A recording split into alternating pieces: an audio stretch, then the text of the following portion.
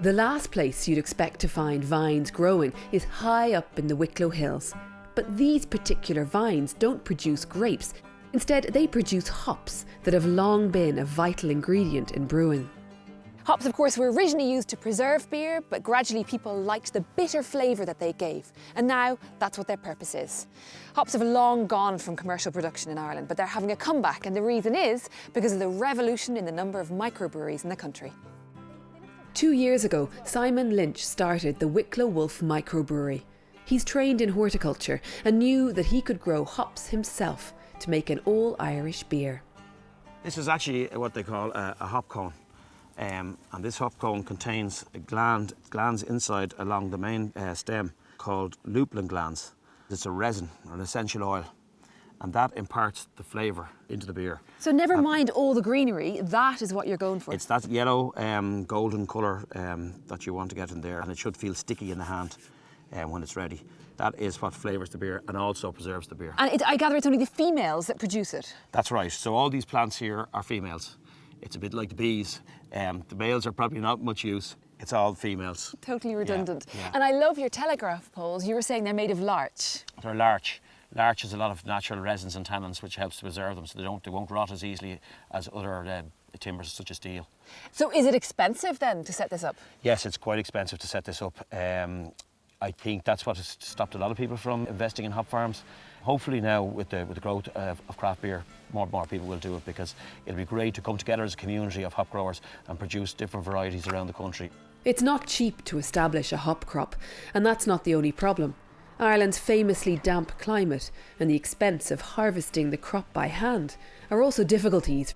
It's labour intensive, yeah, but we enjoy doing it. We know where our hops come from for our special brews, and it's great to be able to grow it here from a small rhizome right the way through to the size of these plants here now and the size of the field. And drink the field. Yeah. Exactly, yeah, it's beer on a vine.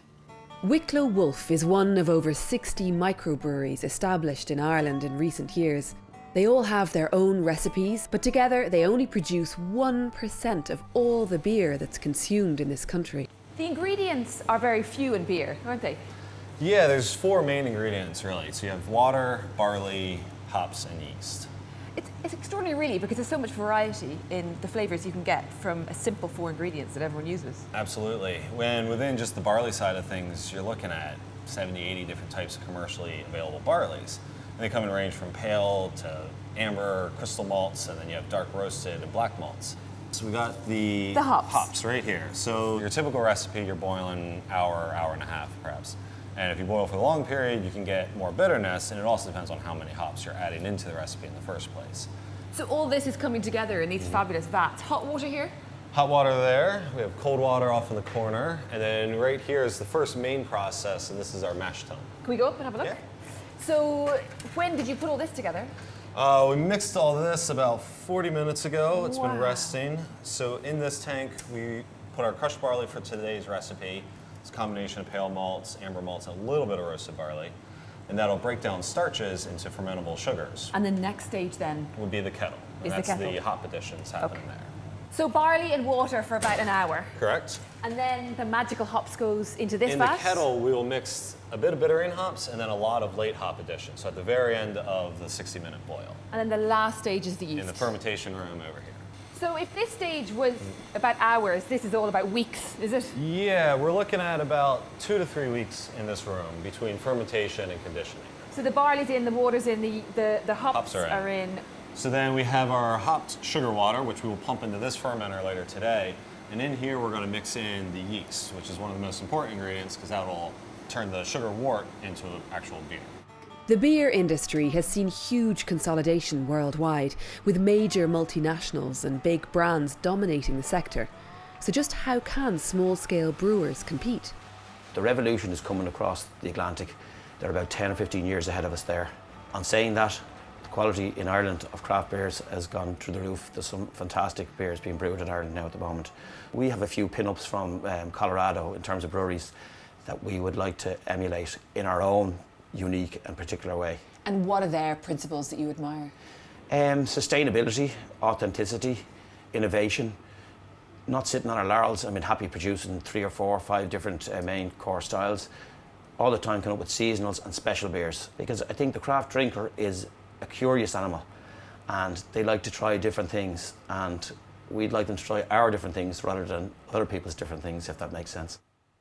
The story of microbreweries in Ireland is just remarkable. In the last year, there's been a 50% increase in the number of them. So is the market saturated now, or is there space for more? Craft breweries really only got going here when they were given a tax rebate.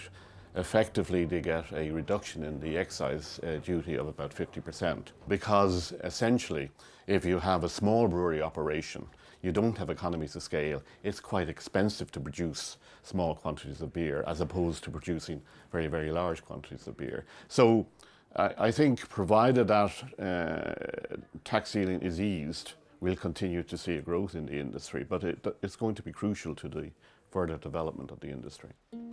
There are now microbreweries in 22 counties.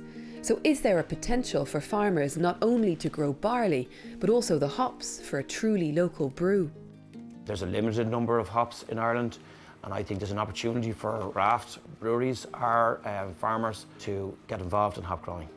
And what are your goals here?